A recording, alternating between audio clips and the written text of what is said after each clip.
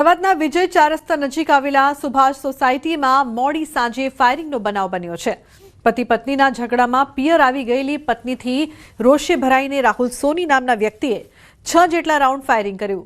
ઉલ્લેખનીય છે કે પતિ રાહુલ સાથે ઝઘડા બાદ પત્ની સુભાષ સોસાયટી સ્થિત પોતાના પિતાના ઘરે આવી ગઈ હતી, જેને લઈને ઉશ્કેરાયેલા પતિ રાહુલ ઘરે આવીને હવામાં ફાયરિંગ કર્યું હતું।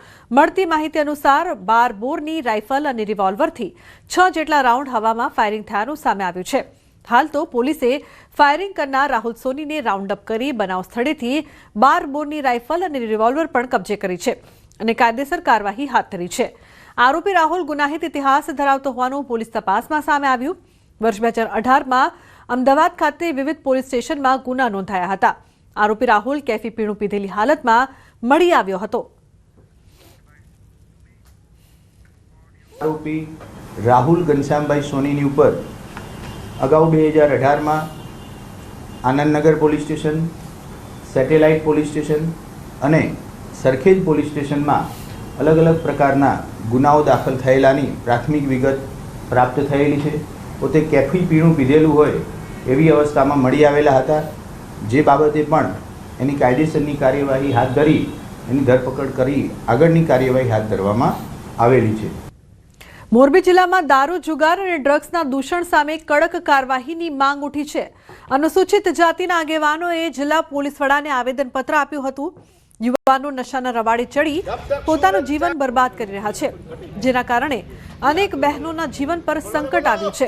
આ વિસ્તારના લોકો ઓછા ભણેલા અને કાયદાથી અજ્ઞાત હોવાથી ગેરકાયદેસર વેપાર સરળતાથી ફૂલી ફાલી રહ્યો છે।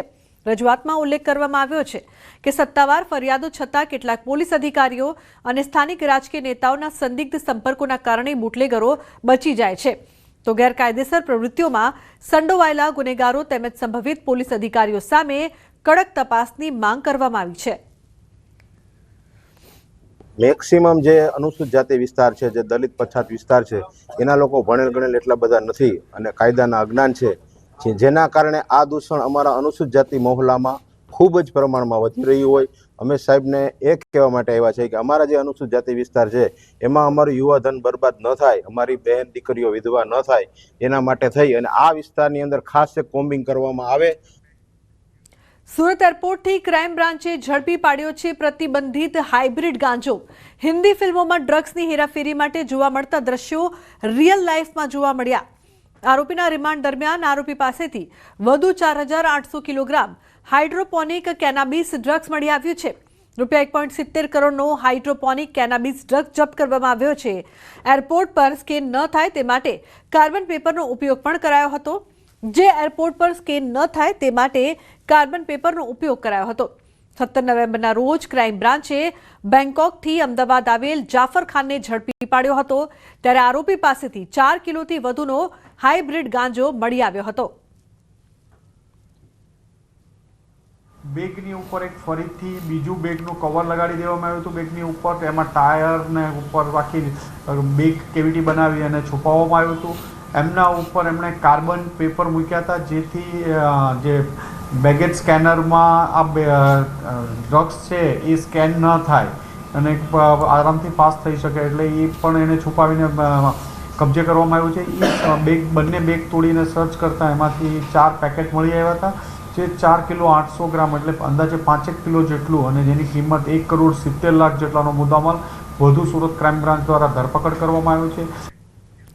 સોના ચાંદીના ભાવમાં તેજી જોવા મળી છે।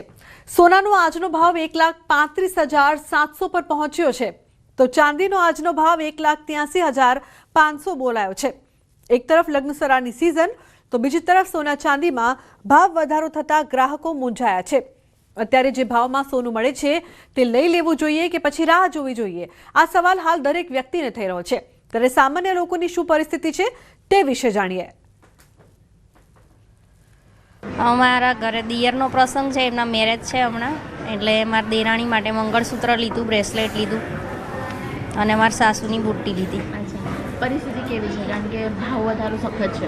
પરિસ્થિતિ મીડિયમ છે, પણ હવે મોટા વહુને ચડાવ્યું એટલે નાના વહુ માટે એટલું લેવું જ પડે, એટલે લેવું પડે ને। 5 વર્ષમાં તો કેટલો વધ્યો એમ, અને આ વર્ષે તો ગઈ સાલ કરતાં તો ડબલ થઈ ગયો। ગયા નવેમ્બર મહિનામાં અમે લીધું હતું ત્યારે 70-75 ભાવ ચાલતો હતો. અત્યારે 130 થયો આજે, એટલે વધારે જ લાગે ને. અત્યારે માર્કેટ છેલ્લા 6 મહિનાથી વધવા તરફી છે અને અત્યારે શુદ્ધ સોનાનો ભાવ 1,32,000ની નજીક છે અને શુદ્ધ ચાંદીનો ભાવ 1,78,000 જેટલો છે. અને આ અત્યારના વૈશ્વિક સંજોગો અને બદલાતી આર્થિક પરિસ્થિતિઓને લઈને આ ભાવમાં હમણાં તો આવી જ પરિસ્થિતિ રહેશે અને વધતા રહેશે એવું વાતાવરણ છે. ખાસું મોંઘું થઈ ગયું છે અને એના કારણે અત્યારે આમ તો ઓછી જોવા મળે છે ખરીદારી, પણ જ્યારે લોકોને પ્રસંગ આવે ત્યારે તો કમ્પલસરી ખરીદવું જ પડે. હું મારા સનના મેરેજ માટે જ સોનું લેવા આવી છું અને બહુ ટફ પરિસ્થિતિ ઊભી કરી દીધી છે. પોલિટિક પ્રેશર ગણો કે ગમે તે, પણ સોનાના ભાવમાં બહુ જ વધારો થતો જાય છે દિવસે દિવસે. મિડલ ક્લાસ ક્યાં જશે? તો એક તરફ લગ્નસરાની સિઝન છે, પરંતુ સોનાના ભાવ સતત વધી રહ્યા છે. સોનું ખરીદવું પણ અનિવાર્ય છે, કારણ કે લગ્ન ચાલી રહ્યા છે. પરંતુ આટલા મોંઘા ભાવના કારણે લોકો મૂંઝાયા છે કે હવે સોનું લેવું તો કઈ રીતે. આવનારા સમયમાં પણ સોના ચાંદીના ભાવમાં તેજી જોવા મળે તેવા કોંગ્રેસની જન આક્રોશ રેલી પહોંચી પાટણના સિદ્ધપુરમાં. બિલિયા ગામેથી શરૂ થયેલી રેલીનું ઠેર ઠેર સ્વાગત કરવામાં આવ્યું. રેલી બાદ કાકોશીમાં સભાનું આયોજન કરાયું હતું. સભામાં પ્રદેશ કોંગ્રેસ પ્રમુખ અમિતભાઈ ચાવડા, પ્રભારી સુભાષિની યાદવ, સિદ્ધપુરના પૂર્વ ધારાસભ્ય Chandanji Thakor, all India Congress media convener પવન ખેડા તેમજ જિલ્લાના કોંગ્રેસી નેતાઓ તેમજ કાર્યકર્તાઓ પણ હાજર રહ્યા હતા.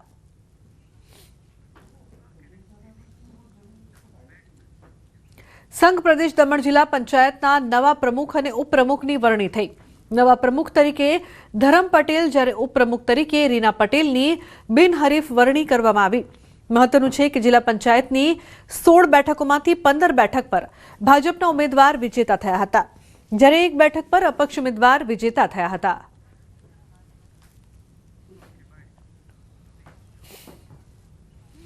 જિલ્લા પંચાયતમાં જે રીતે ભાજપ સરકારે બહુમતી મેળવી છે તે રીતે અમે વિકાસને સાથે લઈને લોકોના ઘર ઘર જઈને વિકાસ કરીશું. રોડ, પાણી, લાઇટ અને બેઝિક જરૂરિયાતો જેમ કે ગટર લાઇનના પ્રોબ્લેમો છે તે બધા લાઇટ પ્રોબ્લેમો હવે સોલ્વ કરીશું. અમારું નામ આપી અમને જે દાવેદારી આપી છે હમણાં ઉપપ્રમુખ માટે, એ અમે સારી રીતના નિભાવશું અને આપણા પ્રશાસક શ્રી પ્રફુલભાઈ પટેલજીના નેતૃત્વ હેઠળ જે પણ કાર્ય હશે એ અમે સાથે મળીને.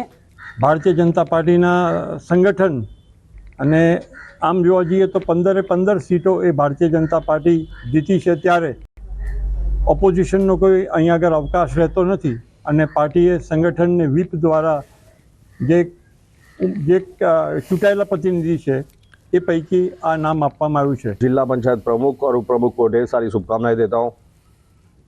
मैं आप सभी लोग को बताना चाहता हूं, भारतीय जनता पार्टी ने जिला पंचायत प्रमुख पहली बार बड़ी दमन से बनाया है. ये अपने आप में बहुत बड़ी बात है. मैं दोनों से उम्मीद रखता हूं कि वो जनता के बीच जाकर जनता का काम करे, सभी लोग को साथ में लेकर चले. અમદાવાદ ક્રાઇમ બ્રાન્ચે એમડી ડ્રગ્સનું વેચાણ કરનાર દંપતીને ઝડપી પાડ્યા છે. દંપતી છેલ્લા 4 મહિનાથી ડ્રગ્સનો જથ્થો વાડજ ખાતે લાવી છૂટક વેચાણ કરતા હતા. પોલીસે 35.77 લાખની કિંમતનો એમડી ડ્રગ્સનો જથ્થો કબજે કર્યો છે. છેલ્લા 4 મહિનાથી આરોપી મહિલા રાજસ્થાનના જાલોર ખાતેથી આ જથ્થો મેળવી અમદાવાદમાં છૂટક વેચાણ કરતી હતી. મહિલા આરોપીના મામાનો દીકરો સુભાષ બિશ્નોઈ રાજસ્થાનમાં ડ્રગ્સનું નેટવર્ક ચલાવે છે અને મહિલા સુભાષ પાસેથી ડ્રગ્સ મેળવીને વેચાણ કરતી હતી. એસટી બસમાં ડ્રગ્સની હેરાફેરી કરતા હતા. જે છેલ્લા 3 મહિનાથી આ પ્રવૃત્તિમાં એટલે કે સાંચોર ખાતેથી એમડી ડ્રગ્સનો ગેરકાયદેસર જથ્થો અહીંયા લાવી અને છૂટક વેચાણ કરતા હોવાનું હાથ ધરાયું સ્વચ્છતા અભિયાન. તાપી નદી કિનારે યુવાઓએ સફાઈ અભિયાન હાથ ધર્યું છે. મોર્નિંગ વોક કરવા આવતા યુવાનોએ ચોતરફ પડેલા પ્લાસ્ટિક સહિતના કચરાની વીણી તેનો નિકાલ કર્યો છે. આ સાથે જ પીએમ મોદીના સ્વચ્છતા અભિયાનને વધુ વેગવંતુ બનાવવા લોકોને યોગ્ય સ્થળે કચરાનો નિકાલ કરવા માટે અપીલ કરી છે. તદુપરાંત તાપી આસપાસ ગંદકી ન કરવા માટે પણ અપીલ કરાઈ છે.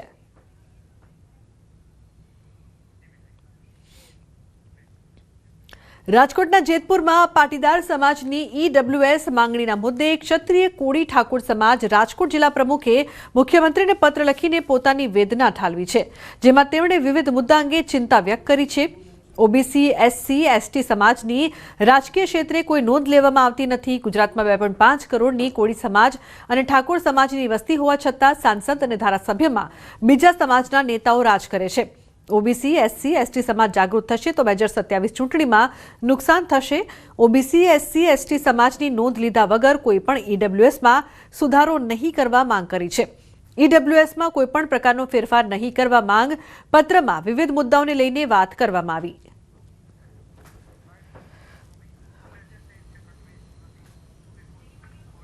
સમગ્ર વિગતમાં છેલ્લા 2-4 દિવસથી સોશિયલ મીડિયામાં અને ટીવીના માધ્યમથી ઈડબ્લ્યુએસની રજૂઆત જે સુખી સંપન્ન સમાજના આગેવાનો કરી રહ્યા છે એ બાબતની એક રજૂઆત હતી કે ખરેખર ઓબીસી, એસસી અને એસટી સમાજ હજી પાપા પગલી ભરી રહ્યો છે. હજી પહેલા પગથિયે અનામત આંદોલનનો જે કાંઈ મુદ્દો ઉપડ્યો પછી આ સમાજ ડેવલપિંગ થઈને થોડો જાગૃત થઈ રહ્યો છે અને ખરેખર તાલુકા પંચાયત, જિલ્લા પંચાયત, નગરપાલિકા કે ડેરી કે યાર્ડ કે કોઈ માર્કેટિંગ યાર્ડ કોઈ પણ સરકારી ક્ષેત્રે હજી ઓબીસી, એસટીના વ્યક્તિ છે જ નહીં. એટલે એને એક ડેવલપિંગ કરવા માટેનો સમાજમાં હજી 146 જ્ઞાતિમાં કોળી અને ઠાકોર સમાજ 6.5 કરોડની જનતામાં 2.5 કરોડની જનતા સાથે સંકળાયેલો સમાજ છે. આ સમાજ હજી પાપા પગલી ભરી રહ્યો. એટલે દરેક સમાજની આ પરિસ્થિતિ છે. એટલે આવનારા સમયમાં આ સમાજને 2027ની જે ચૂંટણી આવે એમાં આ સમાજને શરૂઆત થઈ છે. હજી શરૂઆત થઈ તો આના વિરોધ થવા માંડ્યા છે. એટલે આ મુદ્દે મેં મુખ્યમંત્રી સાહેબને એક ભાજપના કાર્યકર્તા તરીકે એક લેટર લખીને મારી વેદના ઠલવી દીધી.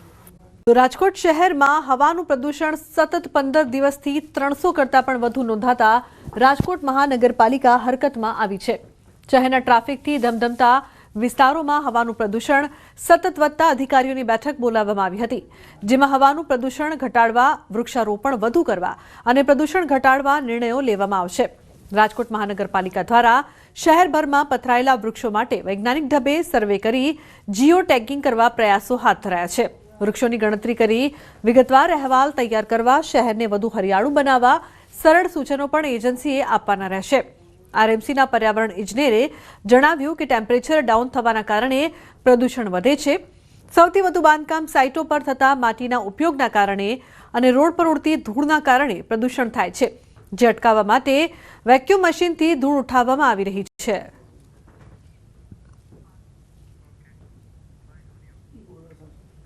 રાજકોટ શહેર વિસ્તારમાં ગ્રીન સ્પેસ એટલે કે ગાર્ડન, જે પ્લોટમાં વૃક્ષારોપણ કરે, વૃક્ષારોપણ એ ગ્રીનરી કેટલી છે અને એમાં કેટલા વૃક્ષો આવેલા છે, આ બાબતની તમામ માહિતી આપણને સચોટ રીતે મળી રહે તે માટે આપણે ટ્રી મોનિટરિંગ માટેનું આપણે ટેન્ડર પ્રક્રિયા હાથ ધરવામાં આવેલ છે. હવે એક્યુઆઈ શિયાળામાં વધારે આવે એ કોમન વસ્તુ છે. ટેમ્પરેચર ડાઉન થાય એટલે એક્યુઆઈ થોડોક વધારે આવે અને એ પણ ખાસ કરીને મોર્નિંગ સેશનમાં. અત્યારે હાલ જે એક્યુઆઈ આવે છે નોર્મલી મોબાઈલ સોર્સ એટલે કે ટૂંકમાં આપણા જે વાહનોનું જે પ્રદૂષણ થાય છે ને એના કારણે મેક્સિમમ આવતું હોય છે. તો રાજકોટ મહાનગરપાલિકા દ્વારા જર્જરિત મકાનોને સમયાંતરે નોટિસ આપવામાં આવે છે, પરંતુ ખુદ મનપાના ફાયર સ્ટેશનની હાલત જ જર્જરિત છે. શહેરના મહાનગરપાલિકાના સેન્ટ્રલ ઝોન કચેરીમાં જ આવેલું ફાયર સ્ટેશન જર્જરિત છે. ઠેર ઠેર મોટા પોપડાઓ પડ્યા છે તો કેટલી જગ્યાએ મોટી તિરાડો પણ પડેલી છે. આ કચેરીનો કેટલો ભાગ કોઈપણ સમયે ધરાશાયી થઈ જાય એવી શક્યતા છે. જો કે આમ છતાં આ કચેરી અન્ય કોઈ સ્થળે હજુ સુધી ખસેડવામાં નથી આવી. અહીંયા ફાયર વિભાગના મોંઘા સાધનો પણ છે અને અહીં ફાયર કર્મીઓ પણ હોય છે, ત્યારે કોઈ પણ સમયે મોટી દુર્ઘટના સર્જાઈ શકે છે. જો કે મહાનગરપાલિકા દ્વારા નવું ફાયર સ્ટેશન બનાવવા માટેની જાહેરાત પણ કરી દેવામાં આવી છે. અત્યારે જર્જરિત હાલતમાં છે, જે નવું બનાવવાની જરૂરિયાત પણ છે. આ જરૂરિયાતને ધ્યાને રાખી અને ટેન્ડર પ્રક્રિયા પણ ચાલુ કરી દીધી હતી, પણ ભાવમાં કાંઈ થોડોક તફાવતના હિસાબે આ પ્રક્રિયા છે એ સંપૂર્ણપણે પૂરી નથી થઈ. એના માટે થઈને પાછાથી ટેન્ડર પ્રક્રિયા કરવામાં આવશે. રાજકોટ મહાનગરપાલિકાનું સેન્ટ્રલ ઝોન ખાતે આવેલું ફાયર સ્ટેશન છે તે અત્યંત જર્જરિત હાલતમાં છે. આ દ્રશ્યો જોઈ શકો છો કે અહીંયા જે મોટા ગાબડાઓ પડ્યા છે ને એમના કારણે અહીંથી જે લોકો પસાર થતા હોય છે એમના પર પણ ક્યાંક પોપડા પડવાનો ભય સતાવી રહ્યો છે. ખાસ કરીને જે રીતના ફાયર અધિકારીઓ, ફાયર કર્મચારીઓ છે તે અન્ય લોકોને મુસીબતમાંથી બચાવતા હોય છે, પરંતુ અત્યારે ક્યાંક તેમના જ માથે જે છે એ મુસીબત તોડાઈ રહી છે. નવું ફાયર સ્ટેશન બનાવવા માટેની ટેન્ડર પ્રક્રિયા પણ ક્યાંક ટૂંક સમયમાં હાથ ધરવામાં આવનાર છે, પરંતુ જ્યાં સુધી આ ફાયર સ્ટેશન નવું ન બને ત્યાં સુધી હંગામી ધોરણે જે જગ્યાએ ખસેડવામાં જોઈએ એ જગ્યાએ ફાયર સ્ટેશન ખસેડવામાં નથી આવ્યું, અને એમના કારણે જ અહીંથી જે લોકો જે પસાર થતા હોય છે તેમની માથે પણ ક્યાંક જીવનું જોખમ પણ ટોળાઈ રહ્યું છે. લોકો છે તે ભારે હાલાકીનો સામનો પણ ક્યાંક જે કરી રહ્યા છે. કેટલાક ફાયર કર્મીઓ છે તે ડરનો માહોલ પણ જે અનુભવી રહ્યા છે. હાર્દિક જોશી, ન્યૂઝ 18 ગુજરાતી, રાજકોટ. અમદાવાદમાં સહાયક સ્ટેશન ઓફિસરના ઇન્ટરવ્યૂ રદ, મીડિયાના અહેવાલ બાદ સ્ટેન્ડિંગ કમિટી ચેરમેનની જાહેરાત. આવતીકાલની ભરતી પ્રક્રિયા રદ કરવામાં આવશે. દેવાંગ દાણી દ્વારા વાત કરવામાં આવી છે. આગામી સમયમાં નિયત એજન્સી દ્વારા ધારાધોરણ મુજબ પ્રક્રિયા કરવામાં આવશે. લેખિત પરીક્ષા કેમ ન લેવાય એ અંગે સૂચક મૌન જોવા મળી રહ્યું છે. તો સહાયક સ્ટેશન ऑफिसर इंटरव्यू रद्द. इन वर्गों के लिए लिखित परीक्षा यानी रिटर्न एग्जाम लेना बहुत जरूरी है ताकि ये भर्ती कौभांड रोका जाए.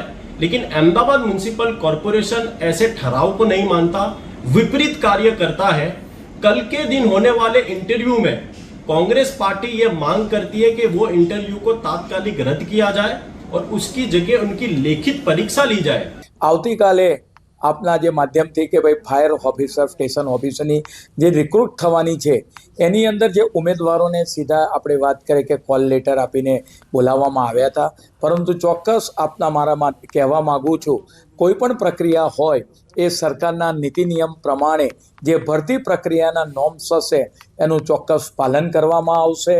કદાચ જો ડાયરેક્ટ બોલાવવામાં આવે તો એ પરીક્ષાને કેન્સલ કરવામાં આવશે, અને સરકારના નીતિ નિયમ પ્રમાણે આ પ્રક્રિયા જેટલા પણ સ્ટેશન ફાયર ઓફિસર લેવાના હોય એ લેવામાં આવશે. ઓલપાડના કીમ નજીક અકસ્માતની ઘટના સામે આવી છે. ઓલપાડ કીમ સ્ટેટ હાઈવે પર અકસ્માતની ઘટના. મોપેડ લઈ જઈ રહેલી બે મહિલા પ્રોફેસરને બાઇકની ટક્કર. ઘટનામાં બંને મહિલા પ્રોફેસર રોડ પર પટકાઈ હતી. અકસ્માત સર્જી બાઇક ચાલક ચક ત્યાંથી ફરાર થયો. આ સમગ્ર ઘટના સીસીટીવીમાં કેદ થઈ છે. બંને મહિલાઓને ઈજાઓ થતા હોસ્પિટલ ખસેડાઈ છે. તો અકસ્માત સર્જીને બાઇક ચાલક ત્યાંથી ફરાર થયો હતો. આ સમગ્ર ઘટના સીસીટીવીમાં કેદ થઈ છે. ઓલપાડ કીમ સ્ટેટ હાઈવે પર અકસ્માતની આ ઘટનામાં બે મહિલા પ્રોફેસરને બાઇકે ટક્કર મારી હતી. સમગ્ર ઘટનાના સીસીટીવી ફૂટેજ સામે આવ્યા છે, જેમાં જોઈ શકાય છે કઈ રીતે અકસ્માતની આ સમગ્ર ઘટના છે જે બને છે.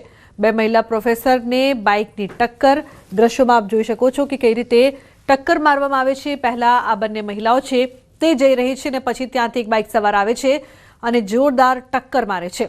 બાઇક છે તે પડી જાય છે, બંને મહિલાઓ પડી જાય છે. સમગ્ર ઘટના સીસીટીવીમાં કેદ થઈ છે. તો ઓલપાડના કીમ સ્ટેટ હાઈવે પર અકસ્માતની આ સમગ્ર ઘટના છે તે બની છે.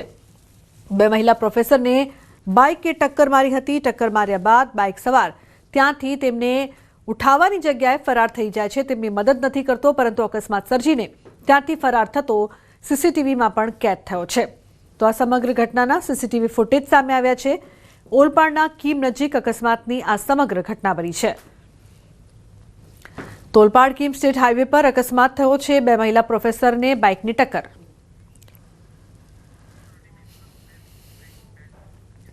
સુરતમાં અકસ્માતમાં બાઇક ચાલકનું મોત થયું છે. યુવકે બાઇકના સ્ટીયરિંગ પરથી કાબુ ગુમાવતા અકસ્માત થયો છે. બ્રેડ લાઇનર બ્રિજ ઉતરતા સમયે અકસ્માત થયો છે. અકસ્માત એ હદે ગંભીર રીતે થયો કે ચાલકનું માથું અને ધડ અલગ થઈ ગયું અને યુવકનું ઘટના સ્થળે જ મોત નીપજ્યું હતું. પોલીસે આખા મામલે તપાસ કરતા સીસીટીવી ફૂટેજ પોલીસના હાથે લાગ્યા છે, જેમાં યુવક બ્રિજ પરથી તેજ રફતાર સાથે બાઇક લઈને ઉતરી રહ્યો હતો.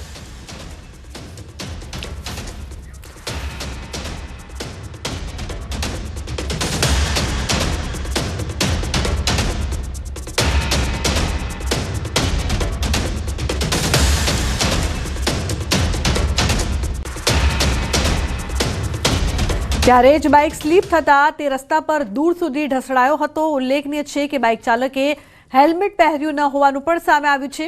મૃતક યુવક પ્રિન્સ પટેલ હોવાનું જાણવા મળ્યું છે કે જે યુટ્યુબ પર PKR બ્લોગર હોવાનું પણ સામે આવ્યું છે. પ્રિન્સના કમકમાટી ભર્યા મોતથી પરિવાર ઘેરા આઘાતમાં ધકેલાઈ ગયો છે. આ સમગ્ર મામલે ખટોદરા પોલીસે અકસ્માતનો ગુનો નોંધીને આગળની કાર્યવાહી હાથ ધરી છે. મૃતક છે તે યુટ્યુબર હતો અકસ્માતમાં આ બાઇક ચાલકનું મોત નીપજ્યું છે. પરિવારમાં શોકનો માહોલ છે.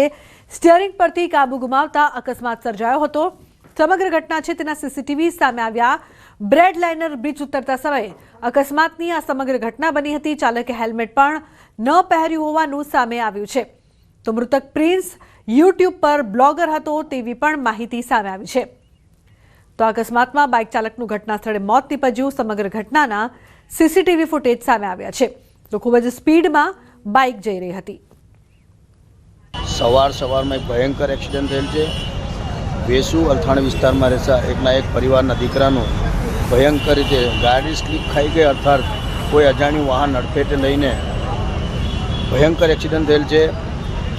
બાઇક 200 મીટર દૂર અને એ જે ભાઈ છે એ ભાઈને મુંડી આખી અલગ થઈ ગઈ છે, ભેજું આખું અલગ થઈ ગયું છે અને બોડી રસ્તાની વચ્ચે પડેલ છે. પાકમાં ચરમો આવવાની શક્યતા. તુવેર જેવા પાકમાં પણ નુકસાન થવાની શક્યતા. શાકભાજીના પાકમાં પણ અસર થઈ શકે છે. ચણાના પાકમાં સાનુકૂળતા રહી શકે છે. જીરા જેવો પાક જે છે એમાં ચરમો આવવાની શક્યતા રહે.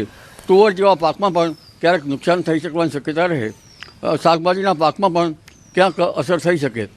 પરંતુ ખાસ કરીને ચણા જેવા પાકોમાં જો માવઠાનું પાણી સારું છે તો ચણા જેવા પાકોમાં હમણાં વાવેતર કરેલામાં તેમાં સાનુકૂળતા રહી શકે. કપાસના પાકો પર કદાચ વિષમ હવામાનની વિપરીત અસરના કારણે ખાખરી આવી શકવાની શક્યતા રહેશે. વિષમ હવામાનની વિપરીત અસર ડિસેમ્બરમાં થાય તો ખેડૂત ભાઈઓએ લગભગ મસાલાના પાકોમાં લઈને અંબાલાલ પટેલની આગાહી. કાલથી ઠંડી વધવાની પણ શક્યતા રહેશે. આગામી 24 કલાકમાં રાજ્યનું હવામાન પલટાઈ શકે છે. તો 5 ડિસેમ્બર સુધીમાં ઉત્તર ગુજરાતના ભાગોમાં ઠંડીનું જોર રહી શકે છે. અમદાવાદ, ગાંધીનગરમાં પણ ઠંડીનું જોર રહી શકે છે. આગામી 48 કલાકમાં રાજ્યનું હવામાન પલટાવાની શક્યતા રહેશે અને ઠંડી આવવાની શક્યતા રહેશે. લગભગ ડિસેમ્બરની 2જી તારીખથી ઠંડી આવવાની શક્યતા રહેશે. જેમાં ઉત્તર ગુજરાતના ભાગોમાં લગભગ 5મી ડિસેમ્બર સુધીમાં ઠંડીનું જોર રહી શકે. લગભગ લઘુત્તમ તાપમાન મહેસાણાના ભાગો અને બનાસકાંઠાના ભાગો તેમજ કેટલાક પાટણના ભાગો અને મહીસાગરના ભાગો, પંચમહાલના ભાગો, આ ભાગોમાં ઠંડીનું જોર વધારે રહી શકે. અમદાવાદ, ગાંધીનગરના ભાગોમાં પણ ઠંડીનું જોર રહી શકે. તો માવઠાને લઈને અંબાલાલ પટેલની મોટી આગાહી. 5 થી 10 ડિસેમ્બરમાં હવામાનમાં પલટો આવી શકે. ઉત્તર મધ્ય ગુજરાતના ભાગોમાં હવામાનમાં વધારે પલટો આવી શકે છે. છાંટા અને વાદળછાયું વાતાવરણ હોવાની પણ શક્યતા રહેશે. 10 તારીખ સુધીમાં અસર વધુ રહી શકે છે. બંગાળ ઉપસાગરમાં 18 થી 24 ડિસેમ્બર વચ્ચે ડીપ ડિપ્રેશન બનવાની શક્યતા છે. તો 18 થી 24ની વચ્ચે ગુજરાતનું હવામાન ફરી પલટાઈ શકે છે.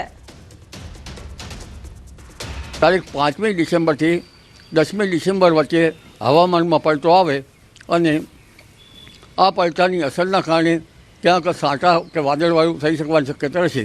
10મી તારીખ સુધીમાં તેની અસર વધારે રહી શકે.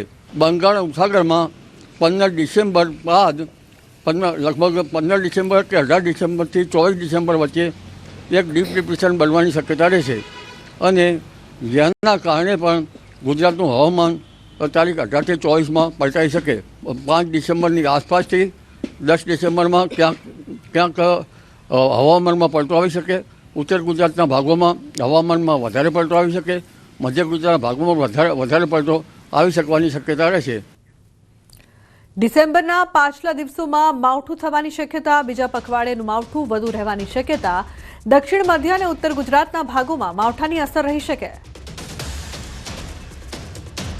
18 થી 24 કે 25 તારીખ સુધીમાં અથવા ડિસેમ્બરના થોડાક પાછલા દિવસોમાં માવઠું થવાની શક્યતા રહેશે. એટલે ડિસેમ્બરમાં પ્રથમ પખવાડિયામાં અને બીજા પખવાડિયામાં વાતાવરણમાં ભારે પલટાવાની શક્યતા રહેશે. પણ બીજા પખવાડિયામાં ઘણા ભારે પલટાવાની શક્યતા રહેતા બીજા પખવાડિયાનું માવઠું કંઈક વધારે રહેવાની શક્યતા રહેશે. માવઠાની અસર બીજા પખવાડિયામાં દક્ષિણ ગુજરાતના ભાગોમાં રહી શકે. મધ્ય ગુજરાતના ભાગોમાં થઈ શકે, ઉત્તર ગુજરાતના ભાગોમાં પણ રહેવાની શક્યતા રહેશે.